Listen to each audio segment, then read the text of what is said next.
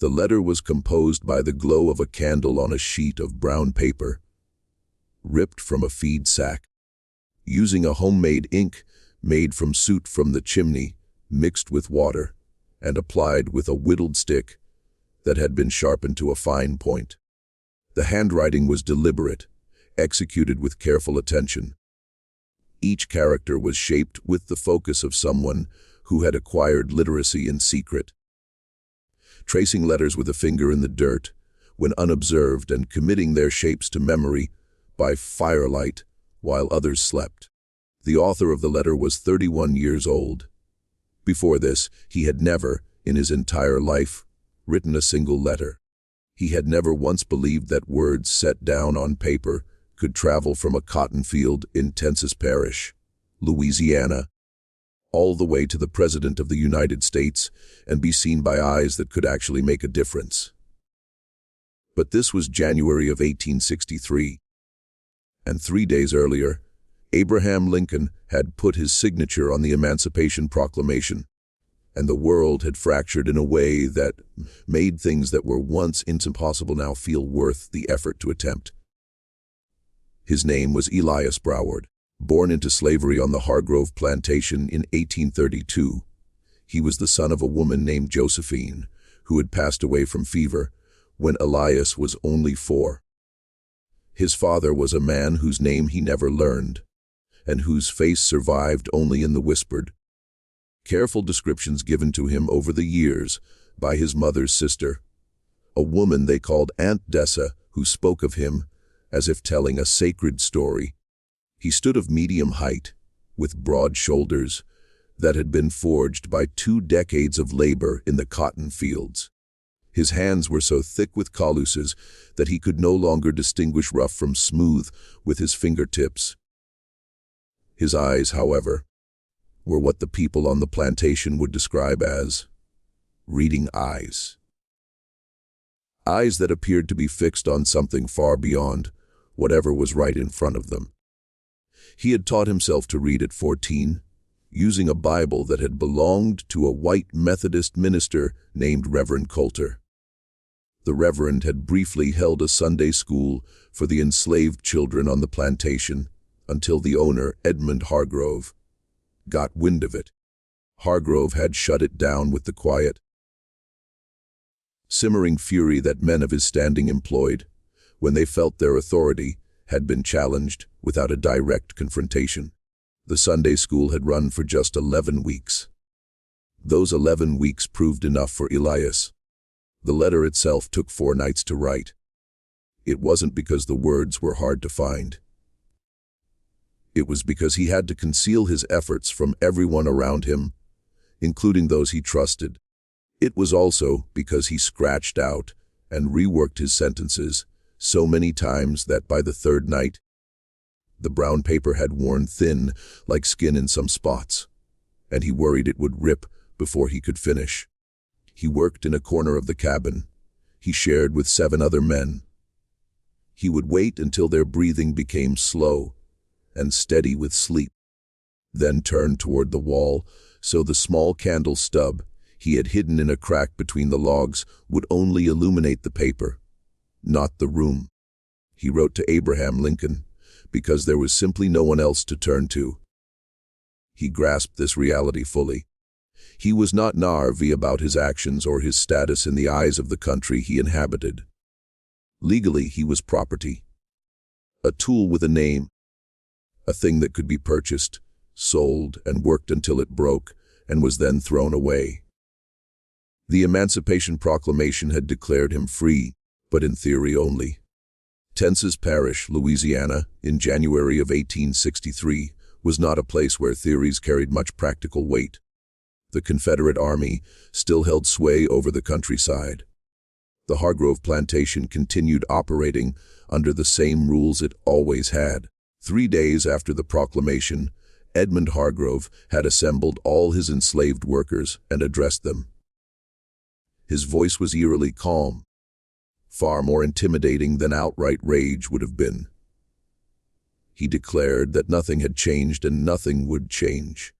Any man or woman who thought otherwise was welcome to test that belief and find out its consequences for themselves. And so, Elias composed the letter. He wrote about things he had witnessed firsthand. He wrote with the careful, specific detail of a man who had spent years memorizing what he saw, because he understood that vague accusations would be dismissed, while specific ones would be much harder to ignore. He recounted an incident from October of 1862, 3 months before the proclamation, involving a man named George Priestley. George had tried to escape, was caught after 4 days in the swamps of the Tensas River, and was made an example of in a way that Elias described with a controlled, precise language that was somehow more devastating than any emotional outburst could have been. He wrote about the children working the fields alongside adults, some as young as 6, and what happened to them when they couldn't meet the daily picking quotas set each morning by the overseer. A man named Cullen Marsh. He wrote about the women, describing what Cullen Marsh did and what Edmund Hargrove turned a blind eye to, simply because it was easier and more profitable to allow it than to stop it. He wrote about the proclamation itself and what it signified to the people on the plantation, who had learned of it through broken whispers that spread across the parish like wildfire. He wrote about the peculiar quality of hope it stirred, a hope that was almost worse than no hope at all, because it showed you the shape of a life you could have, then forced you to see all the walls standing in the way. He expressed what he believed the president couldn't possibly know, sitting in Washington surrounded by advisors and generals and politicians. He wrote about what the proclamation actually meant and didn't mean. On the ground in Tensas Parish, Louisiana, where the very people it was supposed to free were still picking cotton every day under the watchful eye of Cullen Marsh. And his leather strap, at the end of the letter, in handwriting that was noticeably less controlled than the rest, because it was past 300 in the morning. His candle was almost gone, and his hand had been cramping for an hour. Elias wrote something he hadn't planned to say, something that caught him by surprise as he put it to paper. It came from a place deeper than any strategy or calculation. He wrote that he believed Abraham Lincoln was a man who genuinely wished to do the right thing. He wrote that the letter was not intended as a complaint or an accusation, but simply as information from someone in the exact place the president's words were meant to reach, telling him what those words had, and hadn't, achieved.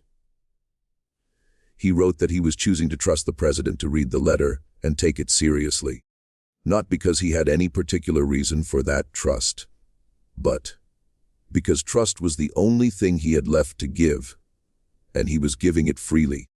He signed it with his full name, Elias Jerome Broward. The middle name was one he'd chosen for himself at 16, having read in Reverend Coulter's Bible about a king whose wisdom was so renowned that people traveled from far off lands just to hear it. Figuring out how to get the letter to Washington had been a problem Elias was working on for longer than he'd been writing the letter itself. The idea had been crystallizing in his mind for weeks, ever since he first heard about the proclamation. He couldn't simply mail it. There was no postal service for enslaved people, and even if there had been, a letter from an enslaved man on the Hargrove plantation would have been intercepted, read, and destroyed long before it reached its destination, and its author would have faced consequences Elias preferred not to dwell on.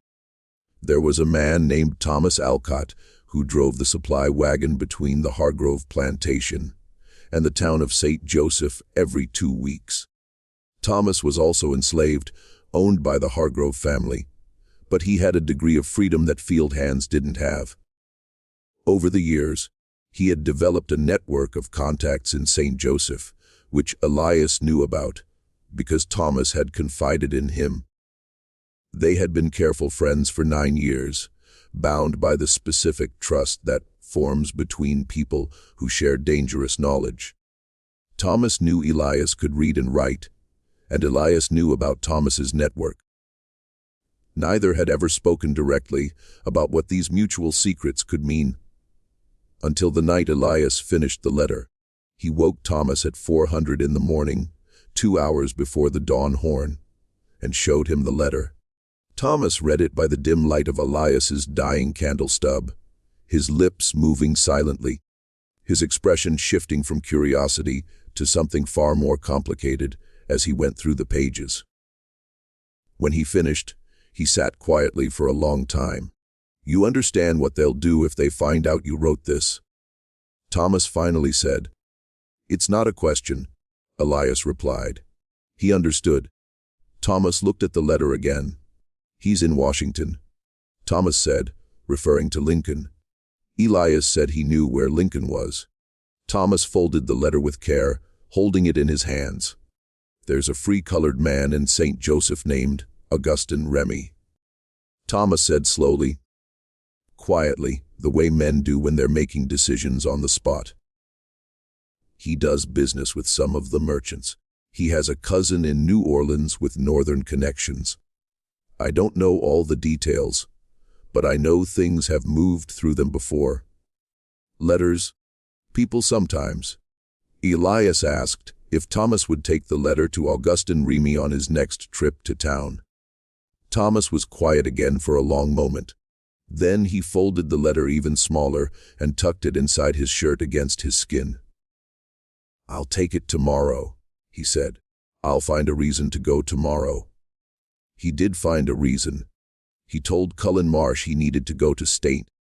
Joseph to clear up an account discrepancy from the last supply run. A claim that was just vague enough to be plausible and specific enough to seem legitimate. Marsh, having no reason to suspect Thomas after years of trouble-free supply runs, gave his permission. What actually happened in St. Joseph between Thomas Alcott and Augustin Remy, Elias never learned in full detail. Thomas returned that evening and simply said that it was done. The letter was on its way, and that Elias shouldn't ask for any more details. He said it with a finality that Elias respected, because he understood that Thomas had taken a risk of immeasurable dimensions, and he was owed at least the protection of not having those details extracted from him through questions. The letter moved north. In Washington.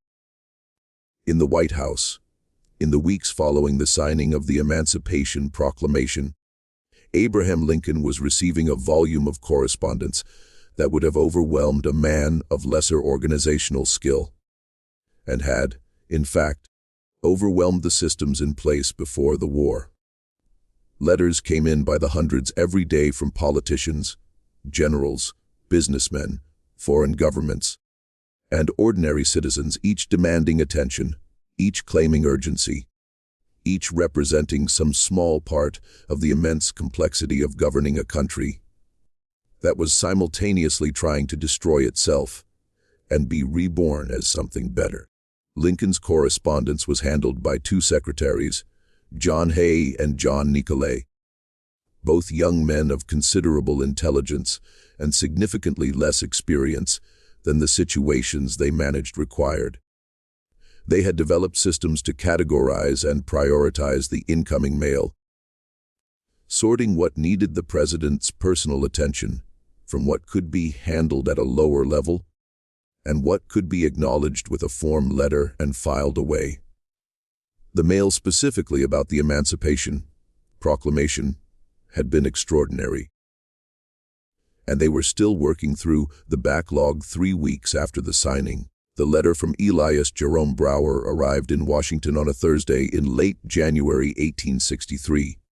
It had traveled from Tensas Parish to St. Joseph to New Orleans to Cincinnati to Washington, passing through a chain of hands that included a free black merchant, a white abolitionist minister, a conductor on the Baltimore and Ohio Railroad, and a woman named Clara Hutchins, a seamstress who worked 3 blocks from the White House and had been quietly forwarding correspondence to Lincoln's secretaries for 2 years through a contact in the White House domestic staff. John Hay opened it on a Friday morning, sitting at his desk in a small office adjacent to the president's working room. He'd been opening letters since 7:00 a.m., and it was now past 1100. He had developed that particular fatigue that comes not from physical exertion, but from endlessly processing other people's urgency and despair. He nearly placed the Broward letter in what he privately called a possible pile. Correspondence from people whose situations were truly desperate, but whose problems existed at a scale and in locations far beyond anything the White House could practically address. He had it halfway to that pile when something about the handwriting stopped him. It was the quality of it. He'd been opening letters all morning and had developed, without conscious intent, a sense of the relationship between handwriting and the mind behind it. This handwriting was unlike anything else in the morning's stack. It was careful without being stiff, precise without being formal. The handwriting of someone who had learned to write not as a social accomplishment, but as a practical tool, who used letters the way a carpenter uses a good chisel, with respect for the instrument and focus on the task. He unfolded the letter and began to read. He read it twice. Then he placed it on a separate pile he kept for items needing the president's personal attention. A pile that on most days had 3 or 4 things. That Friday, it held just one. Abraham Lincoln read the letter from Elias Jerome Broward on a Saturday evening in late January 1863, sitting in the small study on the 2nd floor of the White House that he used for work requiring uninterrupted focus.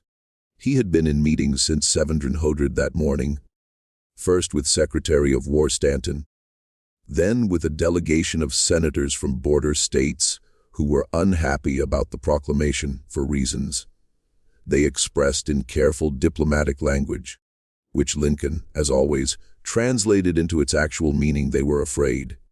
He had eaten almost nothing since breakfast. At 54, he looked, by most accounts, considerably older than that, as if the war were aging him not at a normal rate, but at the rate of events. Each major battle adding years instead of months, each political crisis pressing time into his face and the loose skin around his eyes. John Hay had left the Broward letter on top of the evening's reading pile, with a single line written on a small card in his precise hand. "This one I think you should read first." Lincoln read slowly, which often surprised those who expected a man of his verbal facility to consume written material quickly. He had once explained to his friend Joshua Speed that he read slowly because he needed to hear the words in his head as he read them. That silent reading felt like watching a play with no sound. And the full meaning of language required the dimension of voice, even if that voice existed only internally. So he read Elias Broward's letter, as though Elias were in the room speaking it aloud, hearing the careful construction of the sentences, the deliberate specificity of the accusations, the quality of intelligence that had shaped even the most painful passages into something that was not mere complaint, but testimony. He read it twice. Then he sat for a long time, staring into the fire. What Lincoln thought during that time was never recorded, because Lincoln was a man who did his deepest thinking privately and shared only the results, not the process. But what he did next was recorded, because John Hay recorded almost everything. Lincoln called for Hay at 9:30 that evening, not unusual in itself.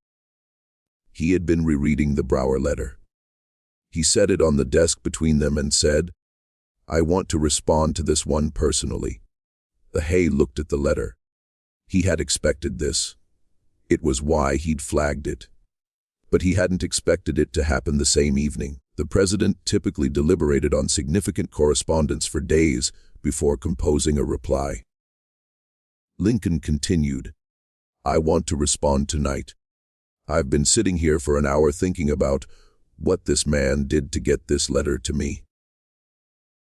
He wrote it in secret at risk to his life, then trusted a chain of strangers to carry it north without knowing whether any one of them might betray him, and he signed his full name to it."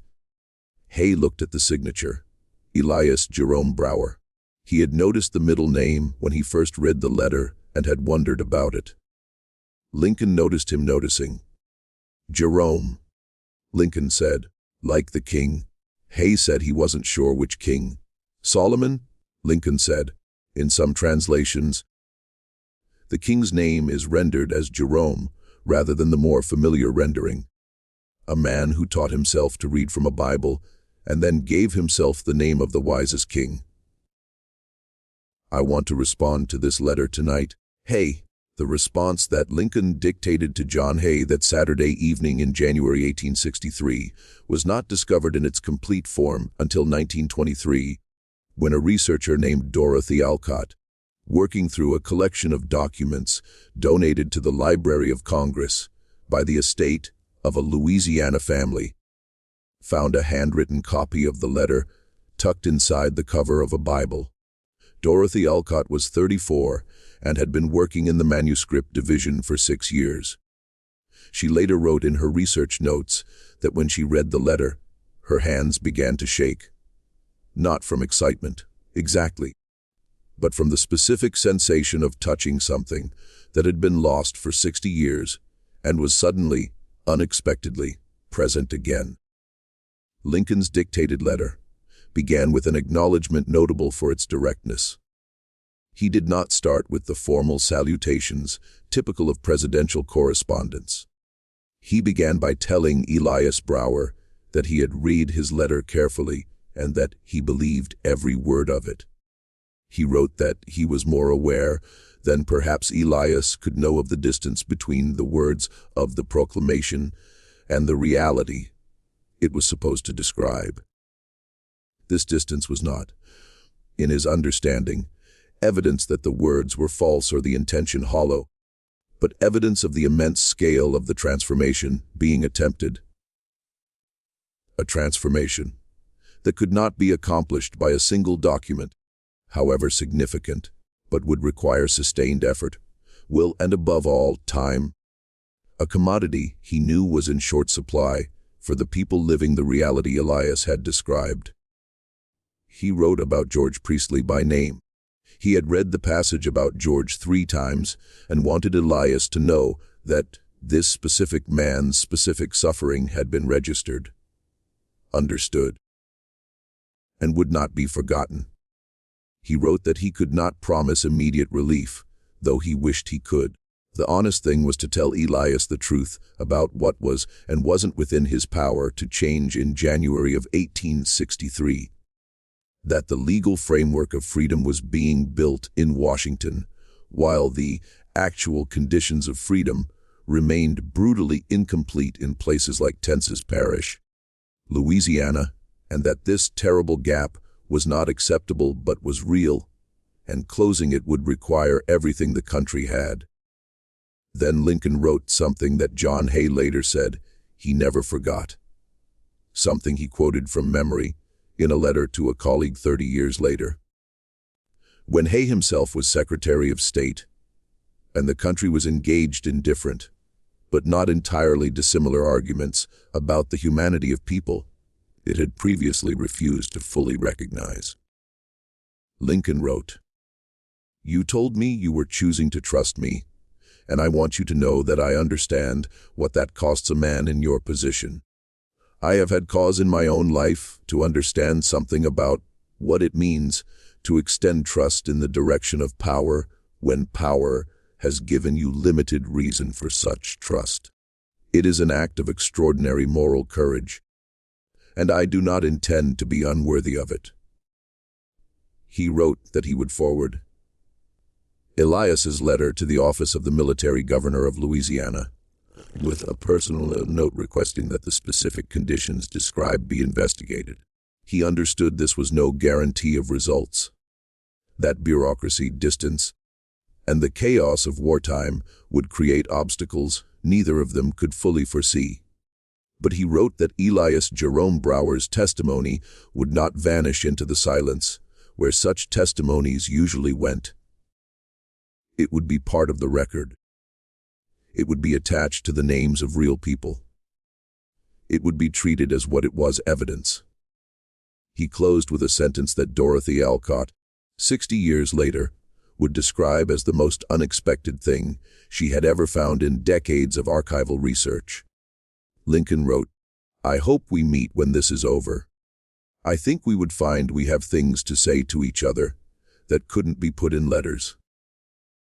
He signed it Abraham Lincoln, and then beneath the signature, in smaller handwriting that Hay identified as Lincoln's own rather than his dictation, the president had added a single line: "Your middle name was well chosen." The letter was sealed and given to a courier the following Monday. What route it traveled back to Louisiana, through what hands and by what means, was not documented with the same precision as the original letter's journey north. The networks that carried such things operated on the principle that the less written down, the less could be discovered and used against the people who made them possible. What is known is that the letter arrived at the Hargrove plantation about 6 weeks after Lincoln dictated it, delivered by a method Elias never fully disclosed. Not because he didn't trust people, but because Thomas Alcott had asked him not to, and Thomas had earned that. Elias received the letter on a Thursday afternoon in early March 1863. He was in the field. The method by which it reached him there passed from hand to hand through a chain of people who knew what it was without knowing exactly what it said, was itself a kind of miracle of human coordination. The same invisible network that had carried his letter north was now delivering its answer south, moving a folded piece of paper through a landscape, still technically enemy territory, where discovery would have meant catastrophic consequences for everyone who had touched it. He didn't read it in the field.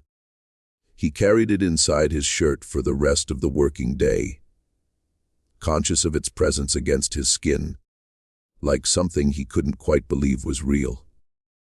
He waited until after the evening meal, until the other men in the cabin had settled into their routines, then went to his corner and took out the letter and read it by the last light, coming through a gap in the cabin logs where the chinking had crumbled and not yet been repaired.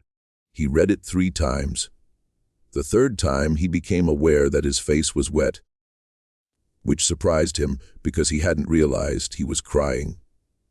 And he was a man who hadn't cried since his aunt, Dessa, had died 7 years earlier. He sat for a long time in the fading light holding the letter. What he felt didn't have a clean name, something composed of relief, grief, and anger, and something that might, under other circumstances, and with more precise language, be called vindication. He had written a letter into a void, not knowing if it would arrive, not knowing if it would be read, not knowing if the man it was addressed to was the kind who would take such a letter seriously. And the void had answered. The answer was inadequate in certain measurable ways. It did not free him. It did not change what Cullen Marsh did the following morning, or the morning after that. It did not bring back George Priestley, or repair what had been broken in the women he had written about, or restore a single hour of the years the Hargrove plantation had extracted from its people. It was a letter. It was words on paper. He understood that. But it was also Abraham Lincoln, sitting in the White House on a Saturday evening in January, having read his specific words and taken them seriously enough to respond in his own voice, having written the name George Priestley, as though George was a person whose suffering required acknowledgement, rather than a problem to be managed or ignored. It was the President of the United States writing. Your middle name was well chosen. To a man who had given himself that name in secret, practicing letters in dirt, memorizing shapes by firelight, building a self out of the scraps that slavery left behind. Elias read the letter a fourth time. Then he folded it carefully along its original creases and held it for a moment before placing it inside the cover of the only book he owned. A small New Testament that had belonged to his Aunt Dessa and that he had kept through every upheaval of his life on the plantation. He pressed the cover closed. He lay down on his sleeping mat outside. The Louisiana night made its sounds. In the distance. Very faintly. Because the war was closer than it had been 3 months ago, and growing closer still. There was something that might have been thunder, or might have been artillery. Elias lay on his back in the dark and thought about a man in Washington, sitting by a fire reading his words. He thought about the chain of people who had carried those words north, and the answer south, each taking risks whose full dimensions he couldn't measure, each doing something the world told them was impossible or dangerous or both. He thought about Thomas Alcott, who had tucked a folded piece of brown paper inside his shirt and driven a supply wagon to Satan. Joseph on a manufactured errand and come back that evening and said only, "It's done." He thought about what Lincoln had written about trust, about what it costs a man in your position. He hadn't expected the president to understand that part. Not precisely, not the way it felt from inside. He had written it because it was true, not because he expected it to be recognized. The recognition itself was its own kind of answer to a question he hadn't quite known he was asking. Across the cabin, one of the other men began snoring. The sound was deeply familiar, comforting in the way ordinary sounds are when everything else is uncertain. Elias closed his eyes. He was still holding the letter in his hands. He hadn't decided yet where he would keep it, how he would protect it, whether it was safer to hide it or destroy it, whether the risk of keeping it was worth taking. These were practical questions, and he would think about them tomorrow. Tonight, he let himself feel the weight of the paper in his hands, the specific gravity of having been heard. In Washington, John Hay filed a copy of Lincoln's letter in the correspondence records and moved on to the next item in the pile. He was 24 years old, managing a president's correspondence during the most significant constitutional crisis in the country's history. And there were always more items in the pile. But he kept thinking about the letter from Louisiana, and about the man who had written it, and about the name Jerome, and about what it meant that someone had done that, had built that name for himself out of nothing, and then signed it to a letter addressed to the most powerful man in the country, as though he had every right to do so. Which he did. Hay wrote in his diary that night, which of course he did. The military investigation that Lincoln had promised in his letter arrived at Tensas Parish in a form that was both more and less than Elias had expected. In early April 1860, a Union Army captain named Richard Morse rode onto the Hargrove plantation with 4 soldiers and a written order from the military governor's office, directing him to conduct an inquiry into conditions at the property and document his findings for Washington. Captain Morse was 28, originally from Cincinnati, a former schoolteacher who had enlisted in the first wave of volunteers in 1861. He had been assigned administrative and investigative duties because his commanding officer had quickly recognized that Morse's particular intelligence was better suited to gathering and organizing information than to the chaos of direct combat.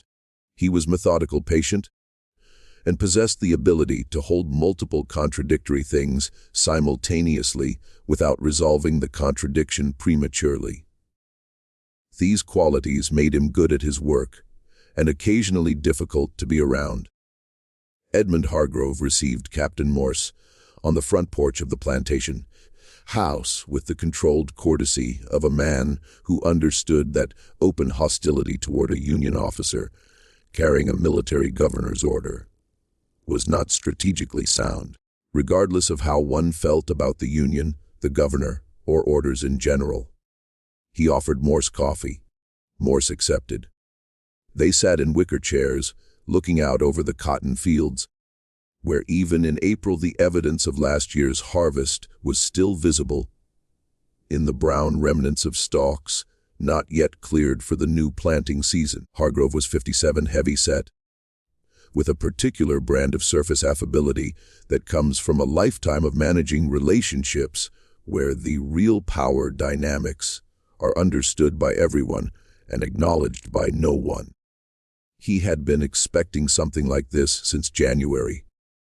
He hadn't known exactly what form it would take, but he'd known the proclamation would eventually produce some kind of official intrusion into plantations like his, and he had spent the intervening months preparing with the thoroughness of a man who never left anything important to chance.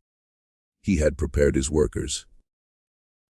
That was the central fact, and it was the first thing Captain Morse noticed without yet fully understanding it.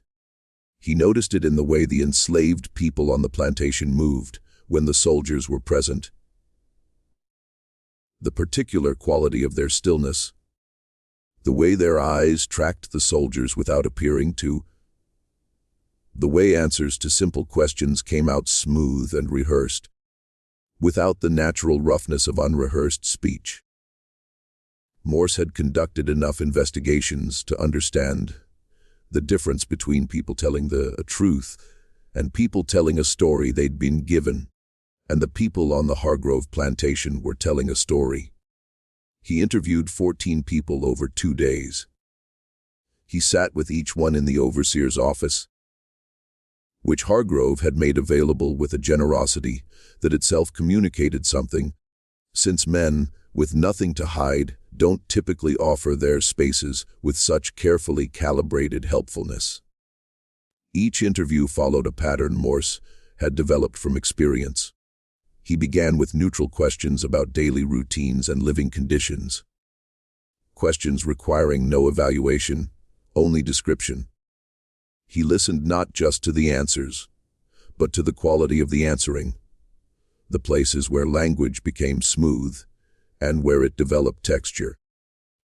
The moments when a person's eyes moved to a specific point in the middle distance that meant they were retrieving something rehearsed rather than something remembered.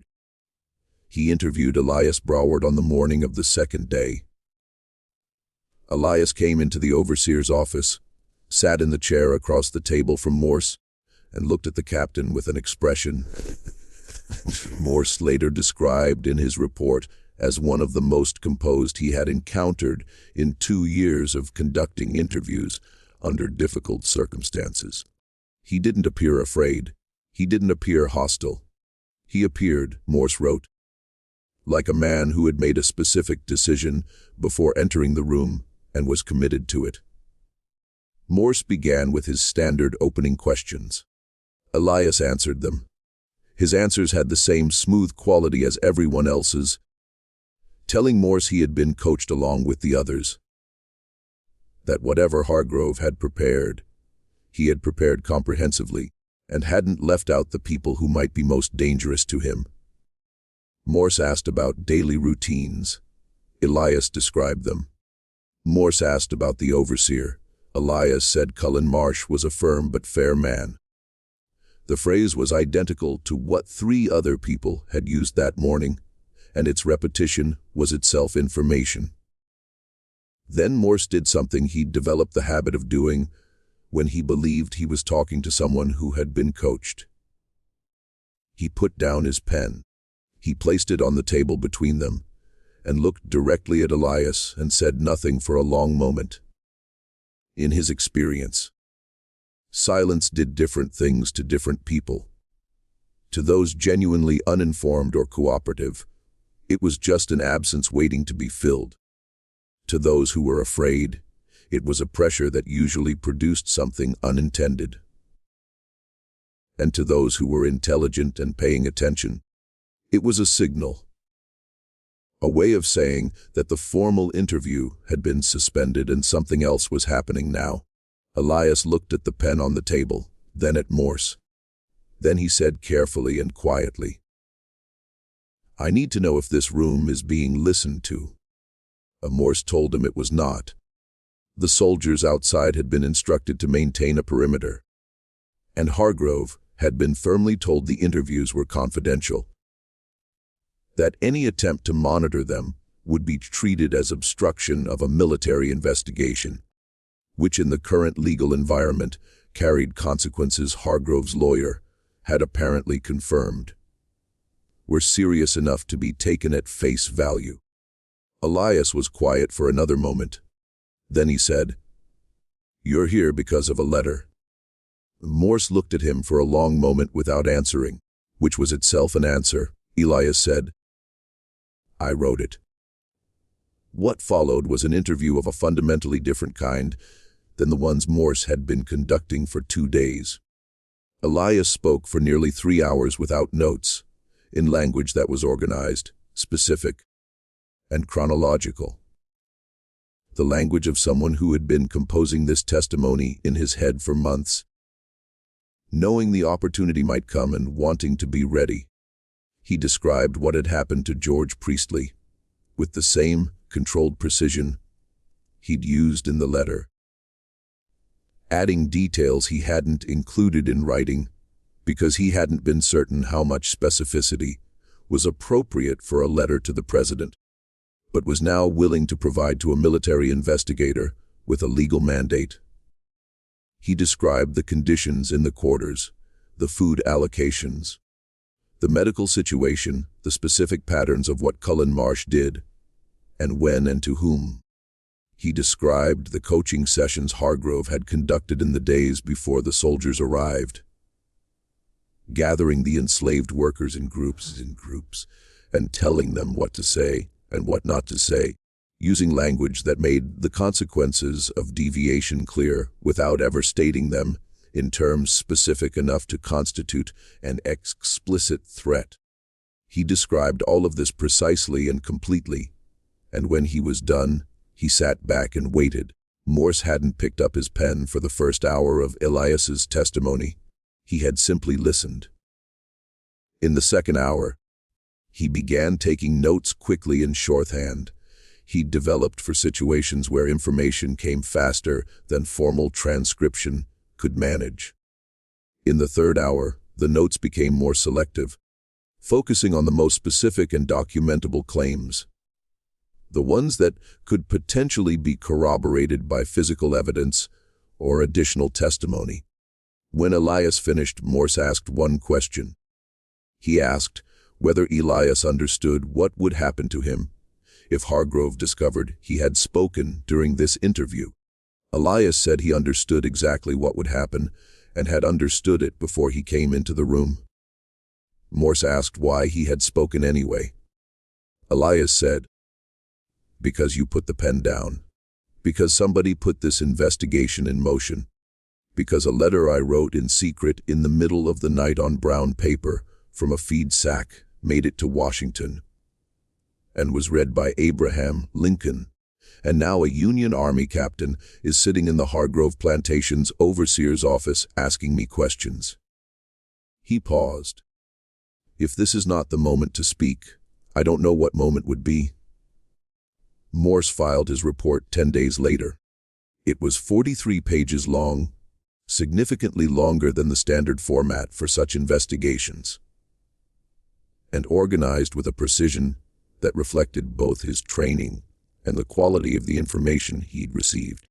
It documented specific violations, named specific individuals, described specific incidents with dates and locations where those could be established. It recommended a series of actions ranging from immediate intervention to longer-term oversight, and it included a section that was unusual for military investigative reports of this period, a section addressing what Morse called the systemic architecture of concealment, constructed to defeat exactly the kind of investigation he had just conducted, and that would defeat future investigations unless the investigative approach itself was fundamentally reconsidered.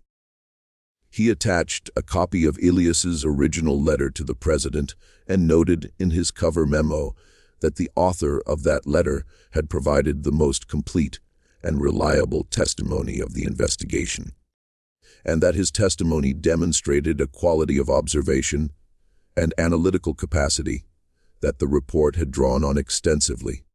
The report went to the military governor's office, from there to Washington. It arrived on Lincoln's desk in early May 1863, at a period when Lincoln was simultaneously managing the aftermath of the Union defeat at Chancellorsville, the growing political crisis over the conduct of the war in the North, ongoing negotiations with border state politicians, and approximately 400 other matters of varying urgency. He read Morse's report. He read the section about Elias Broward's testimony. He read the recommendation for intervention. He signed the intervention order on a Tuesday afternoon between two other appointments. It authorized the military governor to take direct administrative control of the Hargrove plantation and several others named in Morse's report, to remove the named overseers from their positions, and to establish a system of oversight that would remain in place for the duration of the military occupation of Louisiana. The order arrived in Tensas Parish in June. Cullen Marsh was removed from his position on a Wednesday morning by two soldiers and a representative of the military governor's office, who arrived before dawn and were waiting on the steps of the overseer's quarters when Marsh came out. Marsh said several things during this encounter that were recorded in the military representative's notes and cannot be quoted here without excessive length, but whose general character was consistent with what one might expect from a man who had spent years operating without meaningful consequence, being introduced to the concept of consequence for the first time. Edmund Hargrove was not removed from the property. He owned it legally, and the intervention order stopped short of confiscation, which would have required a different legal process.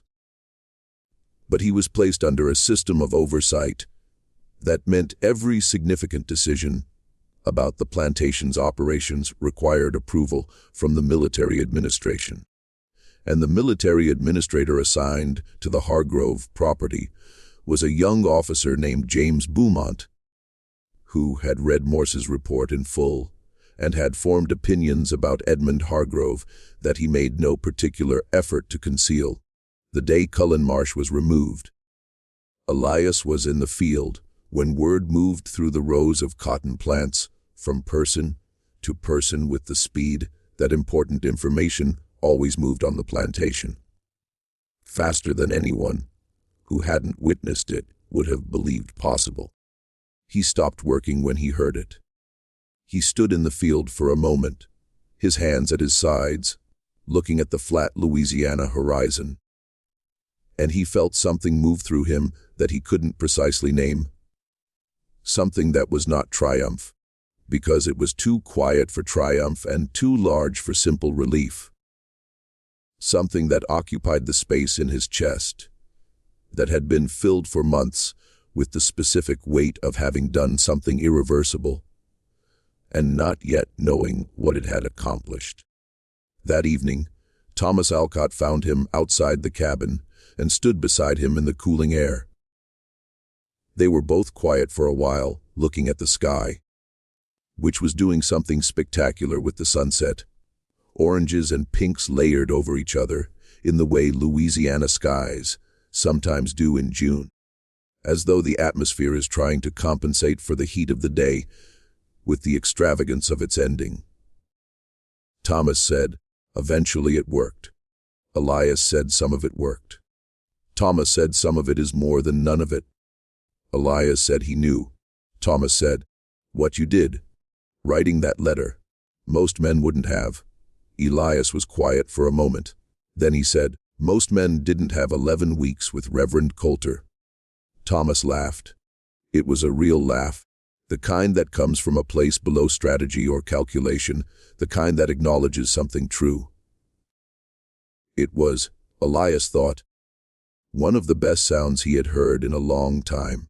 The war came to Tensas Parish, the way it came to most of Louisiana, not in a single dramatic confrontation, but in a gradual accumulation of changes that altered the texture of daily life, in ways both visible and invisible. Union control of the Mississippi River consolidated after the fall of Vicksburg in July 1863, meaning the Confederate Army's ability to project authority into the Louisiana parishes east of the river became increasingly theoretical and decreasingly practical. The plantation system continued to operate because systems that have been running for generations do not simply stop when the political conditions that produce them change. But it operated under pressures and uncertainties that Edmund Hargrove had never anticipated when he would it, and was not, at 58, well equipped to adapt to. Elias watched these changes with the attention of someone who had spent his entire life reading the environment around him for information, because on a plantation, information was survival, and the ability to interpret small signals before they became large events was the difference between being prepared and being caught without options. He watched the way Hargrove's confidence shifted in small but measurable ways through the summer and fall of 1863, the way his interactions with James Beaumont, the military administrator, carried an edge of frustration that occasionally broke through his habitual courtesy. He watched the way the other enslaved workers on the plantation began to carry themselves differently. A subtle change in posture and eye contact invisible to someone who hadn't known them before, unmistakable to someone who had. Something was loosening, not breaking, not yet, but loosening in the way wood loosens before it finally gives. Captain Morse came back to the Hargrove plantation in September 1863. He came alone this time, without soldiers, riding a bay horse that showed its age in its movements. He found Elias in the field the same way he had found him the first time, through a chain of quiet communications that moved faster than any official notification could have managed.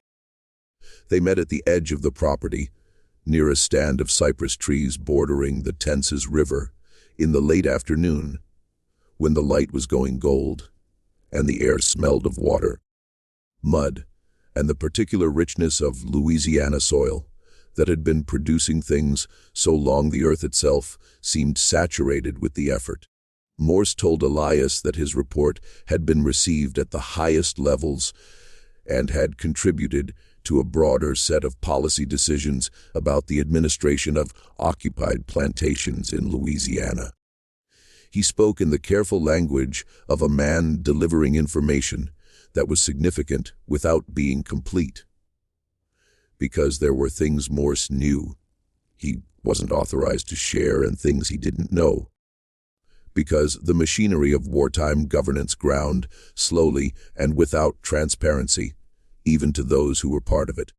But he also told Elias something not in any official document, something he had come back specifically to say, because he felt Elias had earned the right to hear it directly rather than second hand or not at all. He said Lincoln had read Morse's report personally. He said the president had written a marginal note on the page containing the summary of Elias's testimony. The note, Morse said, was 3 words. He was right. Morse didn't know if that note would ever be published, or if it would remain in the files where it was written. He didn't know the long-term implications of any of this, but he wanted Elias to know those 3 words existed, written in Abraham Lincoln's hand, next to a summary of what Elias Jerome Broward had told a military investigator in an overseer's office in April 1863. Elias stood by the cypress trees and listened. After Morse finished speaking, he was quiet for a long time. The river moved past them with the indifferent patience of things that have been moving longer than any of the events on their banks, and will continue long after those events are resolved or forgotten. A heron stood in the shallows 20 feet away, perfectly still, watching the water with the concentration of something that has reduced its entire existence to a single necessary act. He was right, Elias said, not as a question. He was right, Morse said. Elias looked at the river. I want to ask you something, and I want you to tell me the honest answer, even if it's that you don't know. Morse said he would try. Elias said, does any of this matter? Not the investigation, not Marsh being removed, not the oversight order. Does the letter matter? Does the fact that Lincoln read it and wrote 3 words in the margin of a report? Does that mean anything beyond what it literally is, which is a piece of paper with words on it in Washington? Morse was quiet for a moment. He was 29 by that point, and the year and a half since he had first ridden onto the Hargrove plantation had not been easy.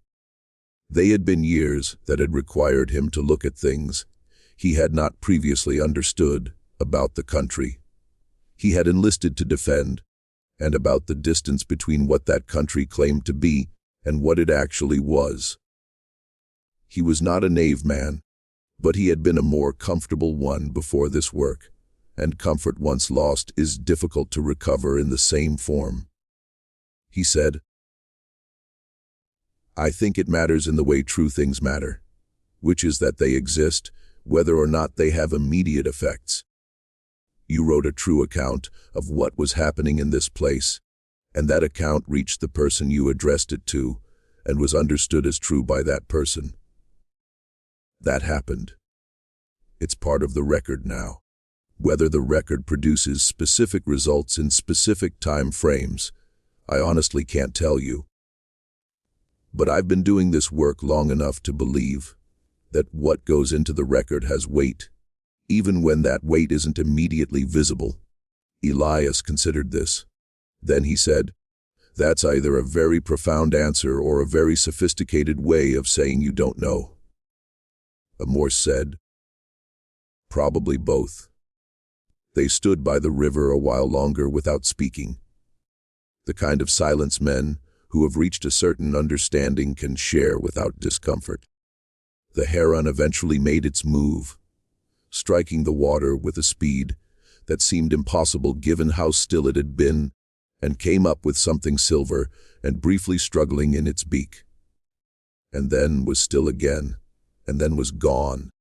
What happened to Elias Broward in the 14 months between that conversation and the end of the war was not a single dramatic event, but a series of accumulating changes that reshaped his life in ways only fully visible in retrospect.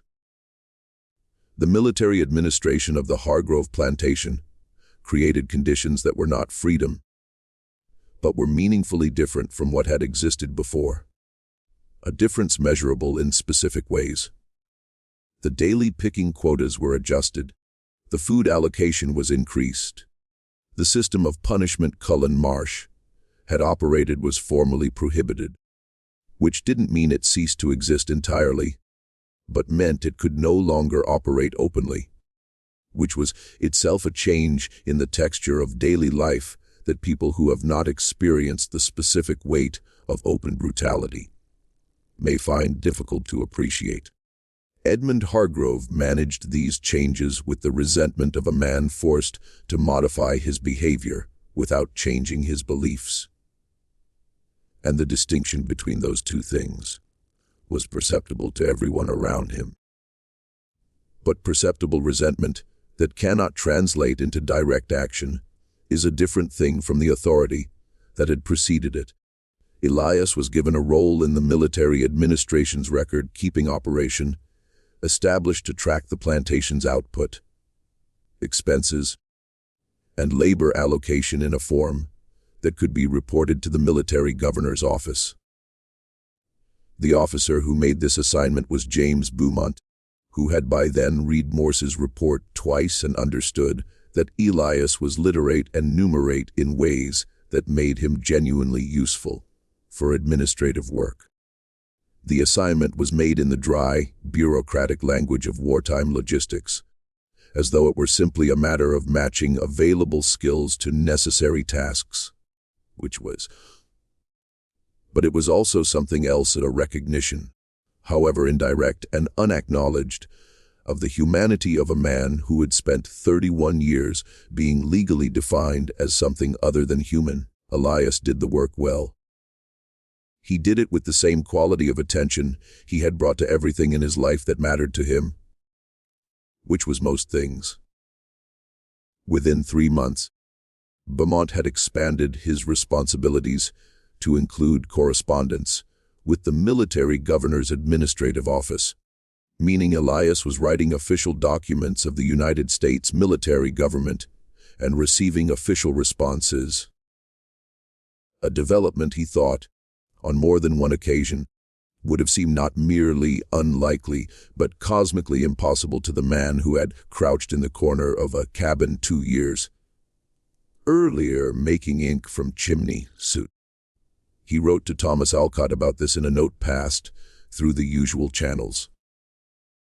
Thomas had been assigned to continue driving the supply wagon, meaning he still moved between the plantation and St. Joseph, and still maintained his network of relationships, though they now operated in a somewhat different political environment. Thomas wrote back a brief response, as his written communications always were. Not because he lacked things to say, but because he was a man who believed the essential point of most things could be expressed in fewer words than most people used. He wrote, "You started this. Remember that whatever happens next, you started it." What happened next was the war ending. It ended in stages, the way things built over a long time end, not in a single moment, but in a series of events accumulating into a conclusion only fully legible in retrospect. Lee's surrender at Appomattox in April 1865 was the formal conclusion, but the actual ending, the practical reality of the war being over, arrived in Tensas Parish with the same gradual quality the war itself had arrived with, through changes in the behavior of authority, the presence and absence of certain kinds of men, the altered atmosphere of a place that had been operating under specific pressures and was learning slowly what it felt like when those pressures were removed. On the morning of June 19, 1865, a Union Army officer stood in the center of the Hargrove plantation and read aloud the general order declaring all enslaved people in Texas and the remaining Confederate held territories free, the event that would come to be known as Juneteenth. He was not in Texas, but the order had been read at plantations throughout Louisiana in the preceding weeks, and its reading at the Hargrove plantation on that particular morning was the result of a scheduling process. Elias, in his role in the military administration's record keeping, had a small and entirely unofficial part in arranging. He stood in the assembled crowd of formerly enslaved people and listened to the officer read the words, and watched the faces of the people around him and felt the weight of the moment without being able to fully contain it, which he later understood was the appropriate response to things genuinely too large to be contained. Thomas Alcott was standing behind him.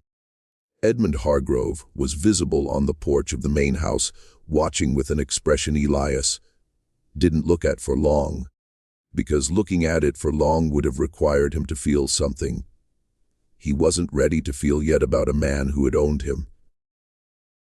Afterward, when the official moment had passed and people had begun the complicated work of understanding what freedom actually meant in practical terms for people who had never had it and were now supposed to figure out how to live inside it, Elias walked to the stand of cypress trees by the river where he had talked with Captain Morse 2 years earlier. He sat with his back against a tree and looked at the water and took out of his shirt pocket the letter from Abraham Lincoln, which he had carried on his person every day since it arrived. Not because he thought about it constantly, but because he had decided at some point that carrying it was the right thing to do, that the letter deserved to be near the person it had been written to rather than sitting in a box somewhere. He read it again. He had it memorized by this point, but he read the physical words anyway, hearing them in the voice he had always imagined for Lincoln. Probably nothing like Lincoln's actual voice, but which had developed in his mind into something specific and consistent over 2 years of returning to this document. He read the part about George Priestley. He read the part about trust. He read the line about hoping they would meet when it was over. Lincoln had been dead for 2 months. He had been shot at Ford's Theater in April, 11 days after Lee's surrender. At the precise moment when the thing he had spent the war building was becoming real enough to live in. Elias had heard the news with a feeling unlike anything he had experienced before. A specific combination of grief, fury, and something that felt almost like personal loss, which was strange because he had never met the man and now never would. But the letter in his pocket made the loss feel specific in a way abstract historical grief usually doesn't feel, because Lincoln had written, "I hope we meet," and now that sentence would remain permanently unfulfilled. Its own kind of injustice layered on top of the larger injustice of the assassination itself. He sat by the river for a long time. Eventually Thomas came and sat beside him without being asked, which was the thing about Thomas that Elias had always valued most, his understanding of when presence was needed rather than words. After a while Thomas said, "What happens now?" Elias said, "I don't know exactly, but I know some things I want to do." Thomas waited. Elias said, "I want to teach people to read." He paused. "There are going to be a lot of people in this parish who are free and don't have the tools to do anything with that freedom yet. I know what it felt like to have those tools and not have them. I know what Reverend Coulter's 11 weeks meant. I want to do that for as many people as I can." Thomas said, "That's a good thing to want." Elias said, "It's also what Lincoln wrote in the margin." He was right. He was right that information is the gap between having freedom legally and being able to use it actually. He understood that. Thomas looked at him for a moment. "You think about him a lot." Elias said, "I think about the letter. There's a difference. I think about what it meant that someone in that position read those words and took them seriously. I think about what it cost to send the letter and what it felt like to receive the answer." He paused. "I think about the fact that if Reverend Coulter hadn't taught me to read in 11 weeks when I was 14, none of this would have happened. Not the letter, not Morse's investigation, not any of it. Everything runs back to those 11 weeks. He looked at the Lincoln letter in his hands. "I want to be someone's 11 weeks for as many people as possible." What Elias Broward did in the years following the war was documented with uneven completeness, because the records of Black life in Reconstruction Louisiana were kept with the indifference of institutions that didn't fully believe what they were documenting was historically significant. But enough survived to construct the outline of what he built. He established a school in Tensas Parish in the fall of 1865, operating initially out of a building that had been a storage facility on the plantation, which was sold at a government auction in 1866, and whose new owner, a northern businessman named Chadwick, was willing to lease the storage building to Elias for a nominal amount that was itself a kind of statement about what kind of man Chadwick was. The school operated for 11 years before it was burned by men who were never officially identified, but whose identities were known to everyone in the parish. The particular brand of knowledge that exists in places where power protects certain kinds of violence from official accountability. Elias rebuilt it. He rebuilt it because he had learned something fundamental about the relationship between destruction and persistence from 2 years of watching the institution of slavery resist every force brought against it, and then finally, slowly fall apart under accumulated pressure.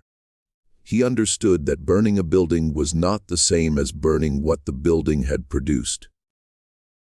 People who could read, people who could write, people who could compose letters and send them into the world and trust that the words might reach someone who would take them seriously.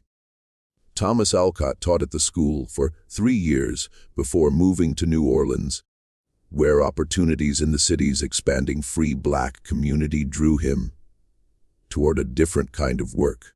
They stayed in correspondence for the rest of their lives. 2 men connected by the memory of a folded piece of brown paper passed between them in the dark before dawn on a day in January 1863, when the world was, without either of them yet knowing it, in the process of becoming something different from what it had always been. Captain Richard Morse left the Army in 1866 and returned to Cincinnati, where he went back to teaching history and composition at the secondary level. He wrote a memoir in 1891 that included a chapter about his investigative work in Louisiana during the war.